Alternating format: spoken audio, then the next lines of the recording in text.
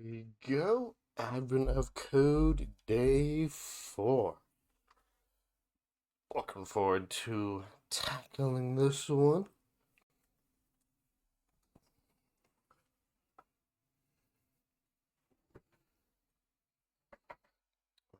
Get this set up. There we go. As always, got my VS Code ready to go.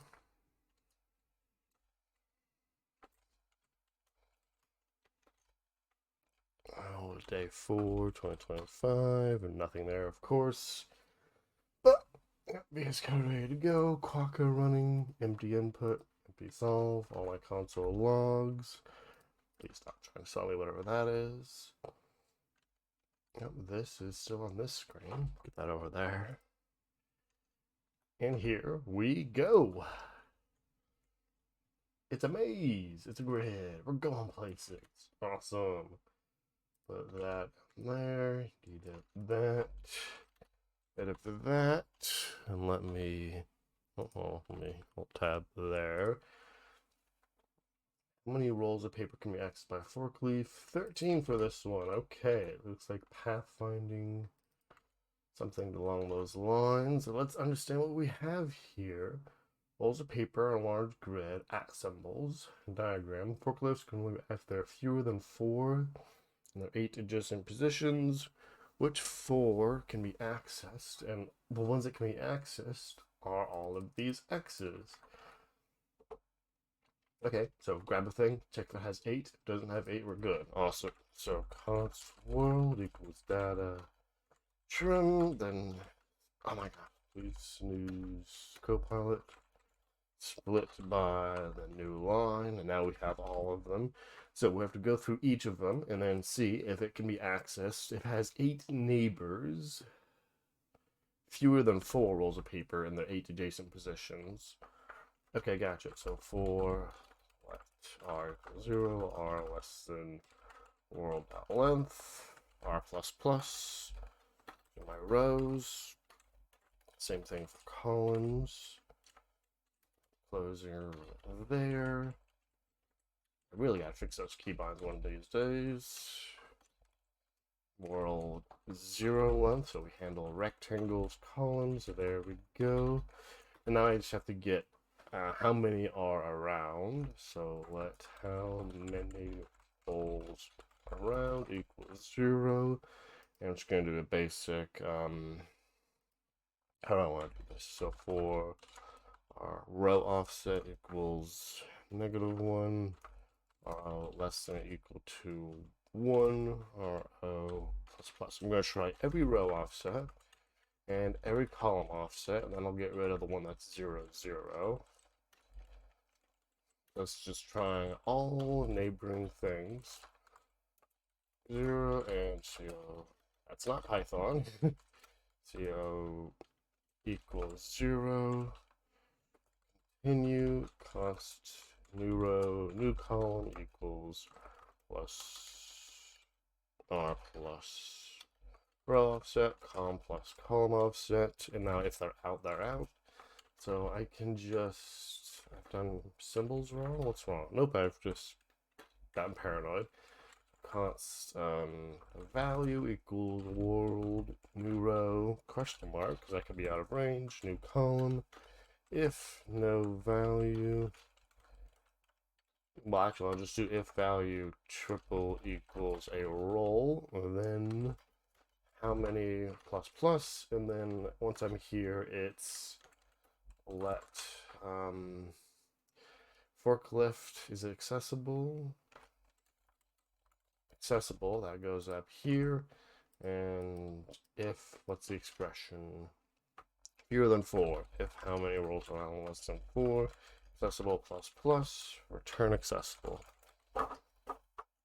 Great. Nan is not equal to 13. I have done math wrong. Well, so set that to 0.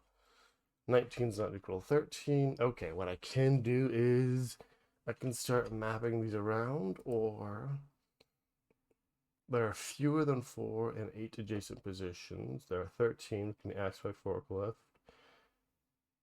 What about the walls? Is it a wraparound logic, or are they actual walls?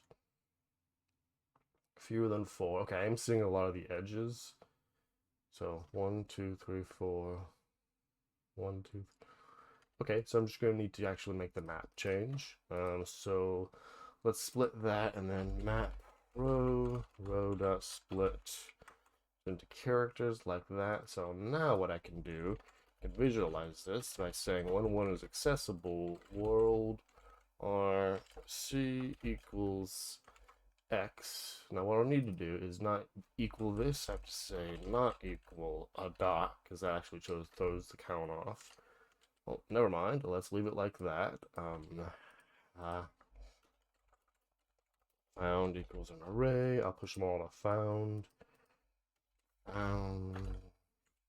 Push RC, and then later I'll come and I'll populate all of them for const RC of found world RC equals X, and then I'll console log the entire world. Map r.join, not read JSON file. r.join empty string, and then join these with new lines. What do I have? It's not very readable, unfortunately. Can we drop the last join? There we go. Oh my gosh. Just look normal. Just look normal.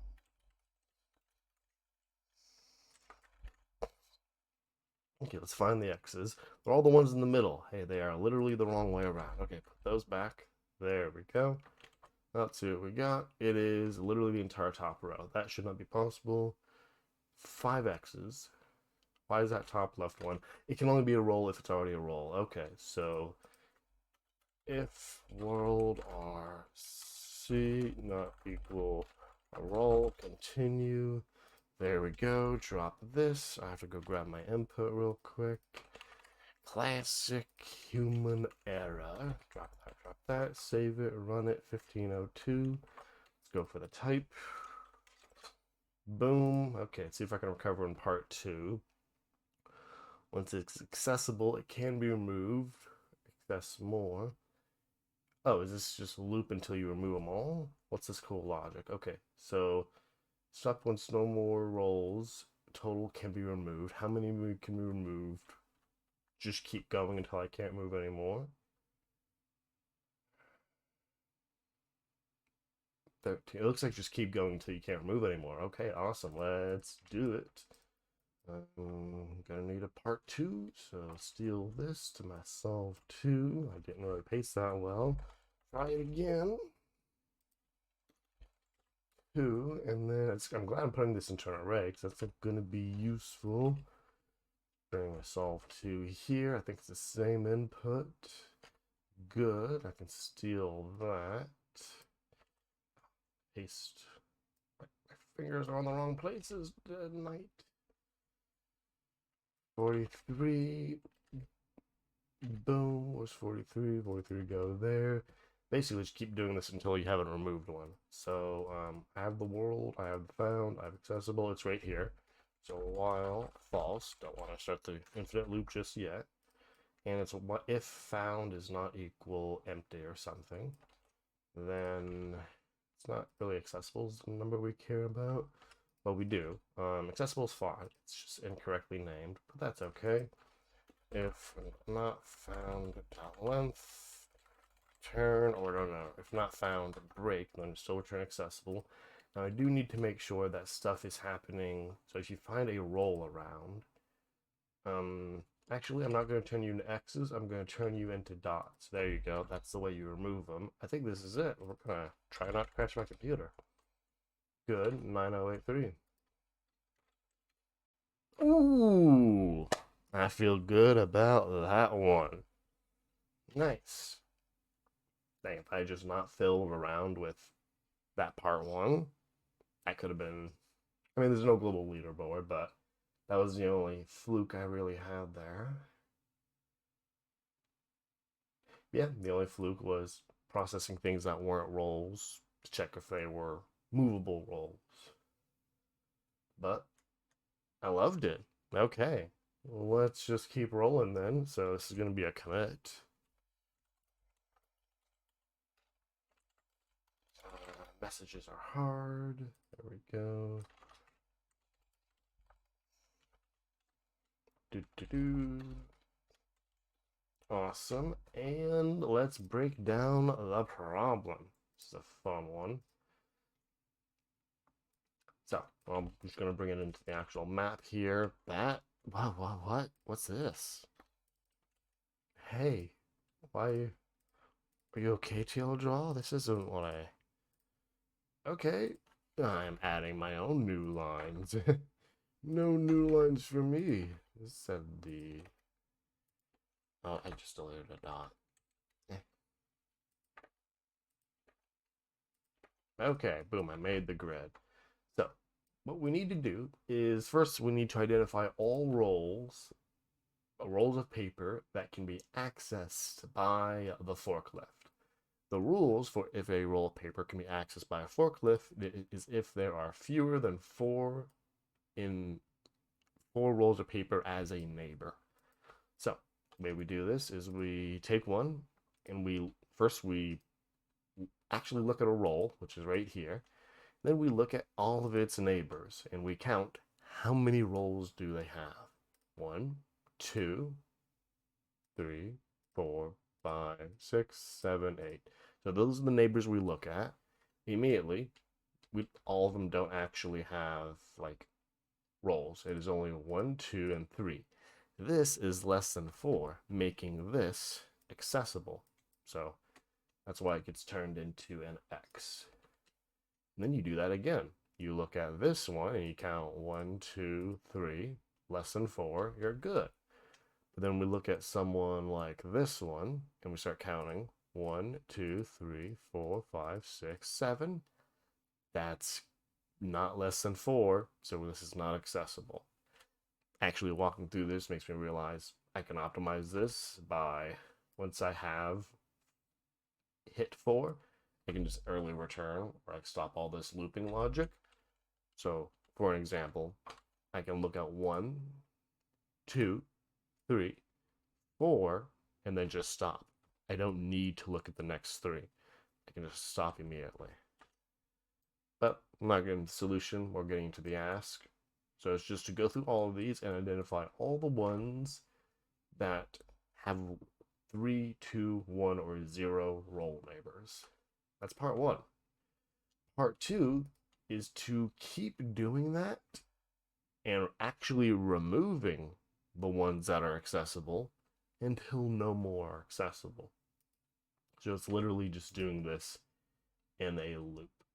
And I like their visualization pretty good. So the first one, these are all the ones that are accessible by the forklift. So you remove them. I don't know why they're using X's and highlights, but in my world, I just remove them, turn them into dots. And once you remove them, other ones become potentially accessible. All the ones that are highlighted are here. And then you remove them. And then you keep removing and removing and removing until you get to a point where you've removed the last one and you go and look to see if there are any to remove, and they're not. You look at any single one of these rolls of paper, they have at minimum 4 neighbors and they can't be removed. And then you can count up all the ones that you did remove in that process. The how for this is honestly really easy to follow. So what we first did was we had our data, just a big old string. I'm gonna go turn this off. String, new lines, dots, and at symbols, and we split it up into a matrix. Now the reason I chose a matrix instead of just an array of strings was so that way I could later mutate individual characters in rows for visualization purposes, which turned out to be useful for part 2, where that was actually part of the challenge. You didn't need to convert it to an array of characters. I could have left it as an array of strings, but then I would have had to replace that character in that string, and that's more difficult to mutate than an array.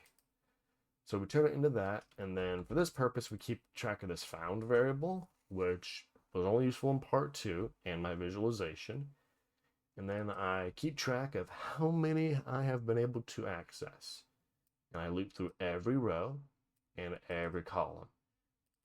Now, some people will go X and Y, I and J. I like row and column because when you're going by the world length, you are going over how many are in this array. So it's every row. So R0 is this, R is 1 here, R is 2, R3, all of those. And then columns, well, they're up and down columns. Now, since I'm using the length of the first row for the bounding, that means this can technically be a rectangle. I don't know if they gave us a rectangle.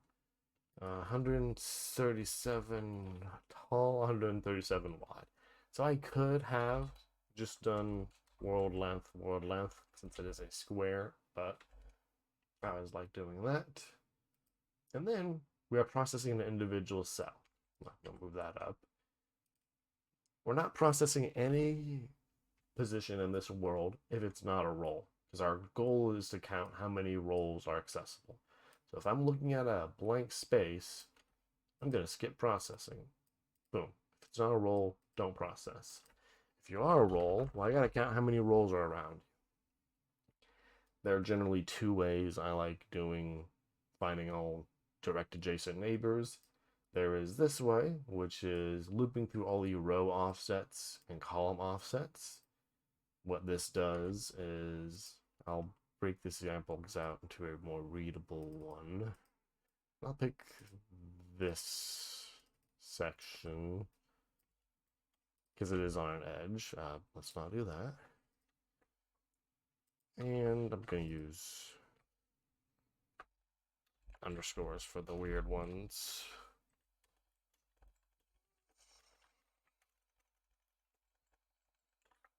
There we go. And we just mark those off accordingly. So what we have here in the position I'm looking at is, let's say, R equals 0. Actually, let me make the rows clear. R and C.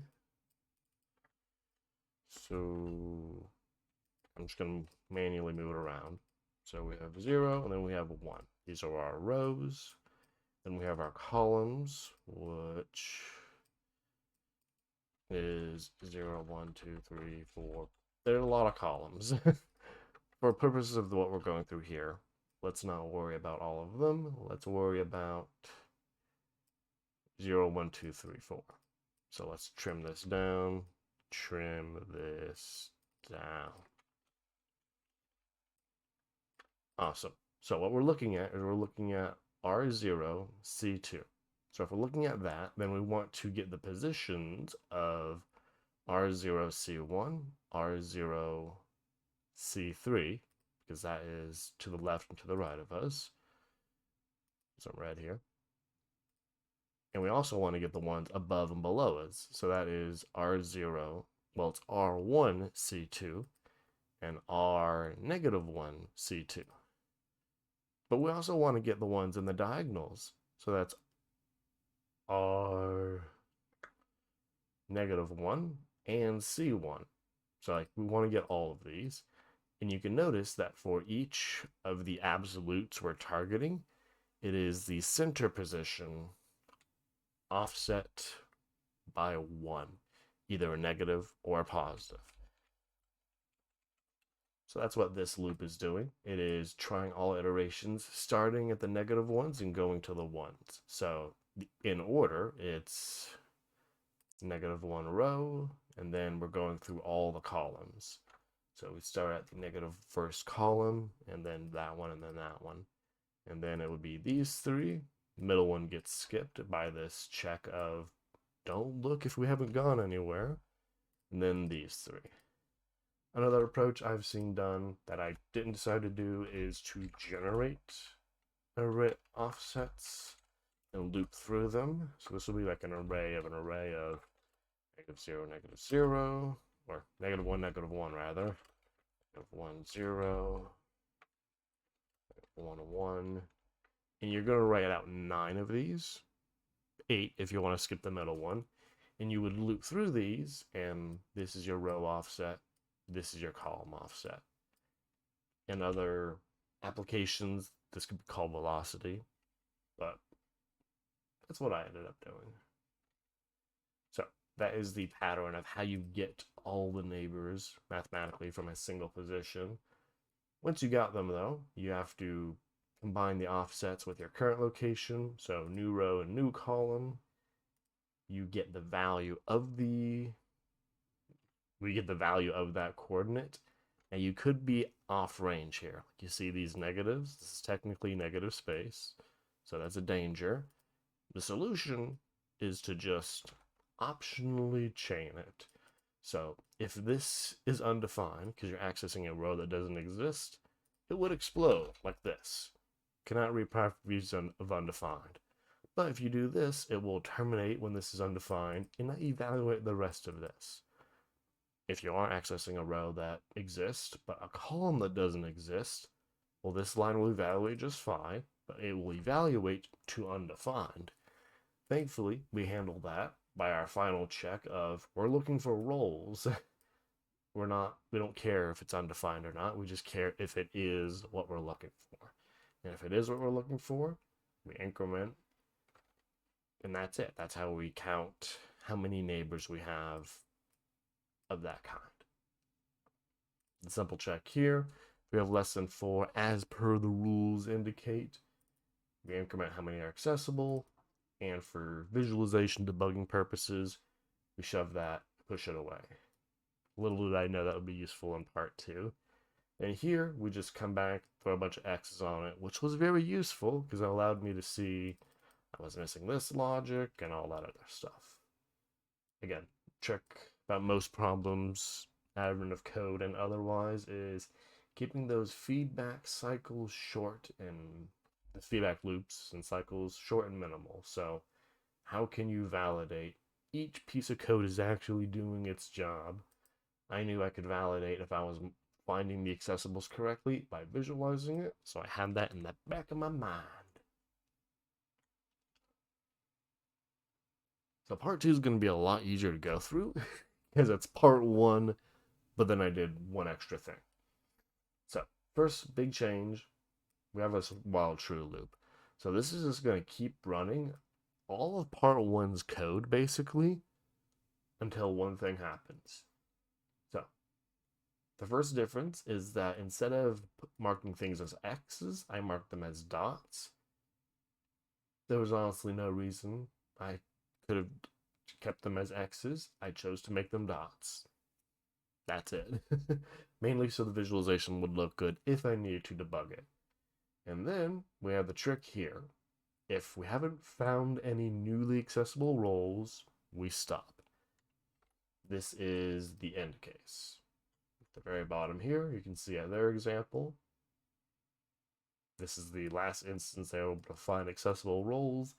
It looked like this, so you can keep looking, but since you haven't changed anything since last time, there will never be any changes. So that is our exit condition. So we don't find any, we break, then we return all of those that we removed. So with that, the refactor is going to be quite straightforward, simple, honestly. Because it's going to be the part 2 code, but it's just not going to be a while true loop. We're just going to say, how many times are you allowed to look? And this one's going to be 1 or number.affinity. So let's do this. I'm going to take this one, kind of make this our generic solvinator. And, what do we call these? Iterations, states. The forklift we will access more. Repeating the process. There we go. Process repetitions. I know it's not how we spell. There we go. So process repetitions. How many times are you going to repeat the removal of roles? So instead of a while true loop, it's going to be a for loop. Or let, I mean, the thing doesn't even matter there. Just need to go this many times. Just keep going. That's it. Honestly, that was it. That's all we need to do to replace these. Now the trick is for when you're solving for 1, we say you go 1 time, and you go 1 time only. That work, it still works, but for solving for 2, you can go number dot max safe integer. Now this isn't technically infinity, but it's enough times. Boom. So that's the drawing out part of the refactor. Now let's actually make some things good. So we have our world. World is what I always end up calling these for reasons. We can see if they have a term for it. There's a cafeteria. The roles are arranged on a large grid. Printing department. I'm going to keep calling it world, honestly. Now, accessible is what it used to be called, but in the context of what it is now, it's how many we've removed. Removed roles. Roles removed. What is happening there? There we go. Roles removed. I like that. And then we'll do this, not to say found, but to say removed. And I'm thinking about this. Yeah, there might be an optimization there. We won't go into it just yet. So we have row, we have column, how many rows around. This is the part where I'm going to go for the extra optimization. If how many rows around greater than or equal to 4, stop. That's only going to stop one of them, so I'm going to bring that also down to here. So that does optimize it by stopping these loops earlier if possible. We can bring that optimization into the for loops themselves. So these are just statements that evaluate to true to keep the loop going. So we can just add on to it. So, and this less than 4. So if there's less than 4, just keep looking, right? But if you ever hit 4, you're going to stop looking. Now, in other languages, you could probably attach an else to the for, like in Python, but we ain't doing that cool stuff here. We'll just do the final check at the end. How many rolls around? There's a better word. How many rolls? Number of adjacent rolls.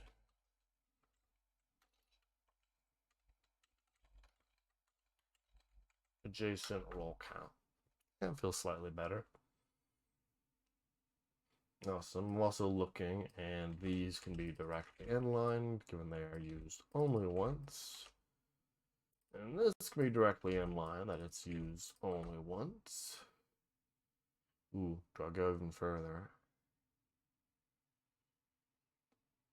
I can inline this into that. Let's do it. Let's commit the crime. Let's make it unreadable. I will have to invert this. If roll. Oh, okay. We'll have to invert that. Yeah, it's counting themselves. I'll have to say if not this expression.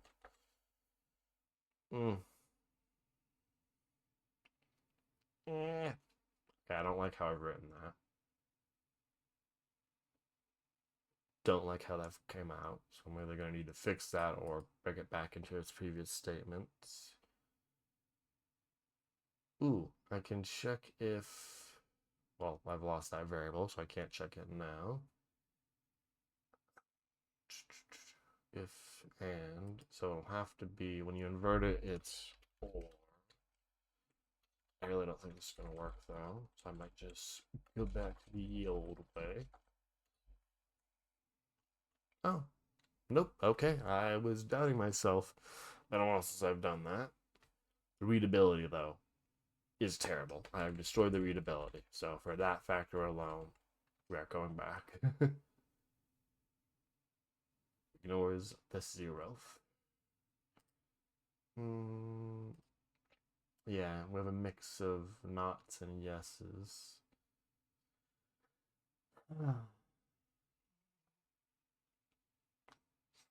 You know what? What we're going to do, we're going to help our function this out. It's getting a little dense here.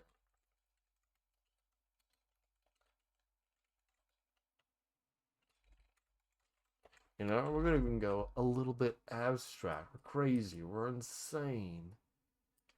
We're losing optimization, but I feel like it. So it's going to need to take in the world, which is just a array of arrays, string, and then row and column.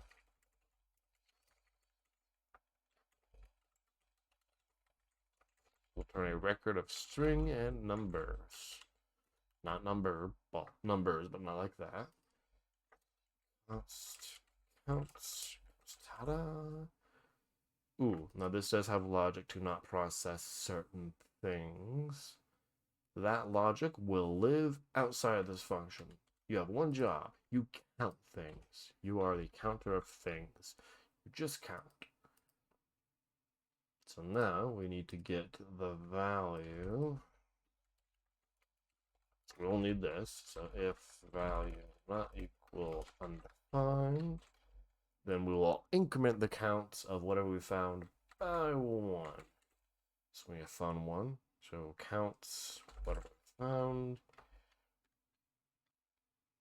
Ooh, I know there's an operator for this. I want to say +1, but that's not going to work. So it's going to have to equal counts value or 0 + 1. Oh, I've done this wrong. There we go. So what we're doing here is we are incrementing it from whatever it is to whatever it is +1. But if it's not anything, then we need to default it to 0 and add 1 to that. Now we haven't actually used this yet, so we're not seeing the magic, but we JSON counts, we pass it in here, the world, the row, the column, I return, and I look at a JSON, look at a JSON counts, you can see for everything that is around us, it tells us how many there are. So then we can just check, hey, adjacent counts at symbol, are you less than 4? Fortunately, we'll need to default it to 0 because there could be 0 around. So the if statement turns into this to do all of this. I'm going to drop the return, drop all that, and everything works like before, like a John. Now, technically, this is less efficient because we took out the efficiencies of the thing we were looking for, and this is counting all your neighbors, not just the roles. La-di-da-di-da. But look how much readable this main function just got. And watch this. I'm going to do right in there. That or 0 does feel weird. We can invert it by saying greater than or equal to. Let's actually drop it, see what happens. Because I know undefined has fun when it comes to. Is it 1502? Yeah. Undefined has fun when you actually compare it with operators. Not the fun or the direction we wanted, though, so get that cool thought. And now it's readable enough to the point where I'm comfortable inlining this expression to say if the thing we're looking at is a hay bale or a roll of paper, sorry, and the count of adjacent hay rolls of paper is less than 4, boom, we've removed it, right? Now I do see another optimization here. So this core part got lovable, love it. So we don't need the count rolls removed. We can just rolls removed plus equal the length. There we go. And this simplifies this even further. We still got to count at the high level, but makes that simpler. Now I'm trying to think if we need or want to go further. We never need to go further, but it's always fun to. So we have the count, and then we have the actual. Now, do we actually need the actual? What I'm saying here is, do we need to push them to be removed and then remove them, or can we remove them in line? Now, I don't think we can remove them in line because the calculation of this one being unmovable depends on this one still existing. So when I move this into here, everything is going to catch on fire. Yeah, everything's on fire because I am removing things from the grid as the grid is being used to calculate values. An alternative to this would be having two versions of the world, one that's mutatable and one that's strictly read-only for reference, but that's more memory than just this little removed array.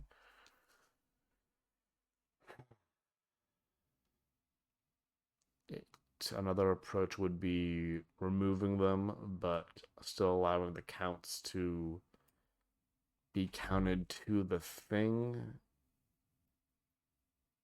But that would still not work because I still have to come back and clean them up later. Yeah, I don't think this is gonna go anywhere. What do they call accessible? Yeah.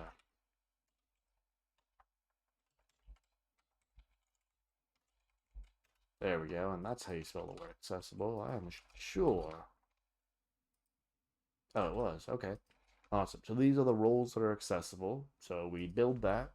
Boom. We found out all the roles that are accessible. And then we do the actual removal process right there. And let's put this with this, since logically we are removing. This is the removal process. And this is the give up and go home process. Now, one more potential.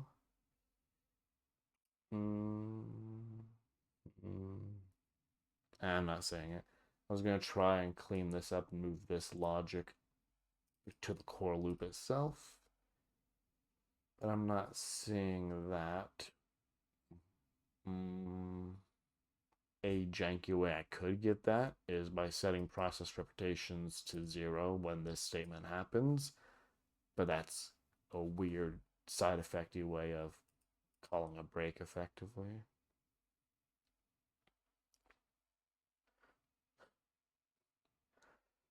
Honestly, I think that's it.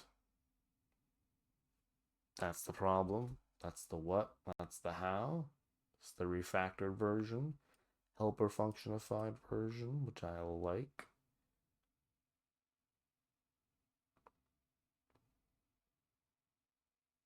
Counting of the accessible roles, removing of the accessible roles. Yep, this is it for me. We're gonna add that. Oh, I just added the entire thing. Okay, I will actually unadd that and commit that later. But that is the end of this one.